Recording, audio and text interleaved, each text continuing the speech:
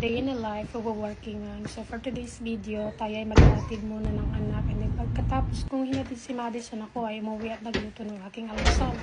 Gusto ko sanang kumain ng kanin, kaya lang naubusan kami ng kanin. So nagluto muna ako. Kaya lang ako ay gutom na talaga kasi hindi ako naghapunan kagabi.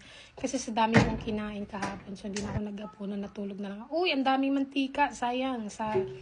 And then, pinainit ko na lang yung nilagang niluto ko nung the other day. Alam niyo yung hagod ng luya sa lalamunan, ang sarap lalo na pag masamang pakiramdam mo.